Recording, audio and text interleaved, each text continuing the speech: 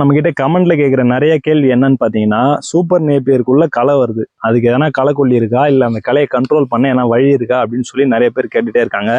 இப்போ நான் என்ன சொல்ல வரேன்னா, சூப்பர் நேப்பியரும் ஒரு பில்லு தானே, அதுக்கு மட்டும் எப்படி களைக்கொல்லி இருக்கும்? இப்போ நான் என்ன சொல்ல வரேன்னா, பில்லும் மாடு சாப்பிடுது இல்லை, அதையும் சேர்த்து அறுத்து போடுங்க அப்படின்னு சொல்லி சொன்னா, அதுக்கு ஒருத்தர் கேட்குறாரு, இந்த சூப்பர் நேப்பியருக்கு முன்னாடி இந்த பில்லு வளர்ந்துருது, அதனால சூப்பர் நேப்பியர் மேலே மூடிக்குது, அதனால வளர மாட்டேங்குது சூப்பர் நேப்பியர் அப்படின்னு சொல்லி சொல்றாங்க. அது கரெக்டு தான், அது உண்மைதான். இருந்தாலும் வந்து பார்த்தீங்கன்னா, களை மாதிரி சூப்பர் நேப்பியரும் ஒரு களை தான், பில்லு மாதிரி அதுவும் ஒரு களை தான். அதனால அது களைக்கொல்லிலாம் எதுவும் கிடையாது. நம்ம இது கடிச்சோம்னா அதுவும் செத்துரும்.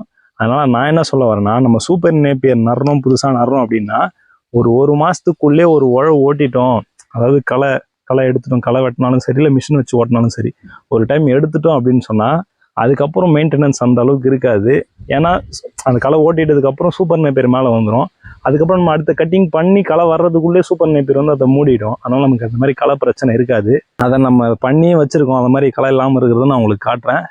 அதே மாதிரி இந்த மாதிரி களை வந்துடுச்சு, இதுக்கப்புறம் என்ன பண்ணலாம் அப்படின்றதுக்கும் ஒரு வழி இருக்குது, அதையும் நான் சொல்கிறேன். நீங்கள் சொல்கிற மாதிரி தான் நானும் களை மெயின்டைன் பண்ணாமல் விட்டுட்டேன். பார்த்தீங்கன்னா இந்த மாதிரி தான் களை இருந்துச்சு. நான் என்ன பண்ணேன், அந்த களையை விட்டுட்டு அந்த சூப்பர் நேப்பியரில் மட்டும் யூரியா போட்டு விட்டேன். உள்ளே வந்து பார்த்தீங்கன்னா களை இருக்கும், தெரியுதுங்களா? இது என்ன பண்ணுன்னா, நம்ம வந்து இது வளர வளர வளர இது மேலே வந்து இது ஃபுல்லாக மூடிக்கணும் போது நமக்கு இந்த களை எல்லாமே செத்துரும். களை செத்துச்சுன்னா நமக்கு அந்த அளவுக்கு அந்த பிரச்சனை இருக்காது. நமக்கு அடுத்த கட்டிங்க்கும் அந்த அளவுக்கு நமக்கு களை வராது. அதனால என்ன பண்ணணும், இதை யூரியா போட்டு கொஞ்சம் நல்லா வளர விட்டுடணும். வளர விட்டிங்கன்னா சுத்தமாக களையும் போயிடும்.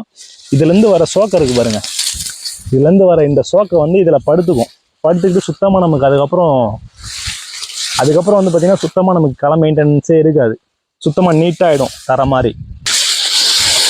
இதுக்குள்ளெல்லாம் வந்து பார்த்திங்கன்னா நமக்கு சுத்தமாக களையே இருக்காது. பார்த்தீங்கன்னா தெரியும், இதெல்லாம் நம்ம வெட்டி விட்டது தான். இதில் பார்த்தீங்கன்னா சுத்தமாக களையே இருக்காது, நீட்டாக இருக்கும் உள்ள.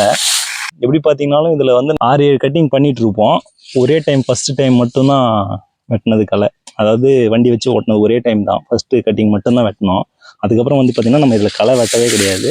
எவ்வளோ க்ளீனாக இருக்குது பாருங்கள், பார்த்தீங்கன்னா நல்லா தெரியும். இது எல்லாமே நமக்கு ஃபுல்லாகவே நீட்டாகவே இருக்கும் உள்ள.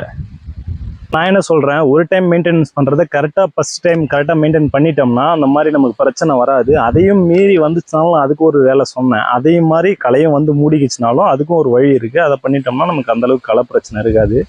மோஸ்ட்லி வந்து கரெக்டாக மெயின்டைன் பண்ணிட்டாலே அது பிரச்சனை நமக்கு 10-20 கட்டிங்னாலும் நமக்கு அது பிரச்சனையே வராது.